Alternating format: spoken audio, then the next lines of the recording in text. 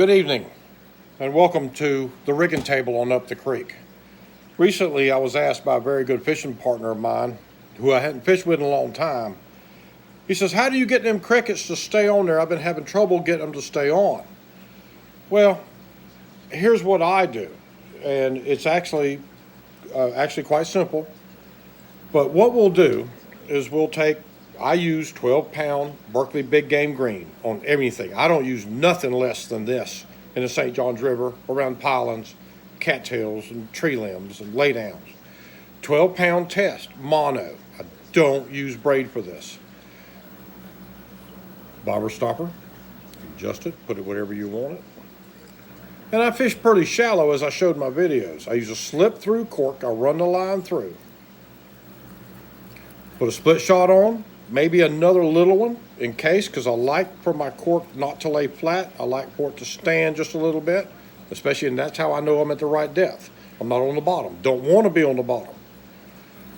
But I do want to keep the split shot or my weight a long ways away from the hook. And I use a standard gold small brim hook like you would use for anything else. But I like to keep it a good distance, at least 1.5 feet away so they don't see it. And anyway, the bobber stopper, so this whole rig, I'm only fishing not even 3 foot. I'm fishing 2.5 foot, whatever. But the question is how do I get the cricket to stay on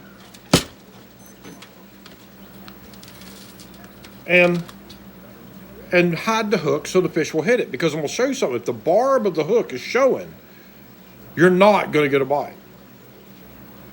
I take the point of the hook and I go behind the throat of the cricket, underneath the throat. You'll know you're doing it right when the cricket starts to fight you.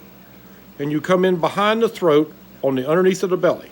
And you come through all of the fat of the body, and you push right there, and you make sure that the point of the hook's sticking right out of you know what, just like that. It sits in the water like this, and them legs are wiggling, and it is really that simple. And so if you make a false cast, or you get hung up, or you pull back off, check your cricket, see he's still wiggling. And make sure that the point of the hook is all, look at there. See, that's what they see when it's in the water. They knock the fire out of it. Still kicking.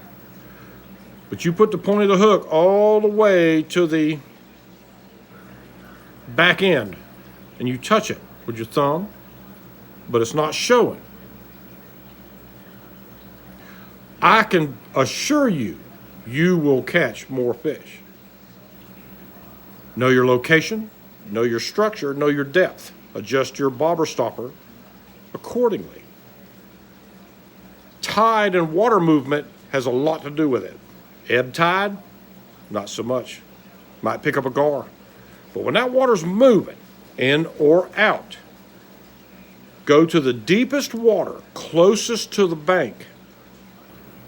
That's the key. A lot of people fish in the wrong spot. Fish the deepest water closest to the bank.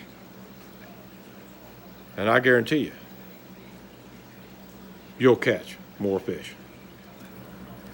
See you next time on Up the Creek.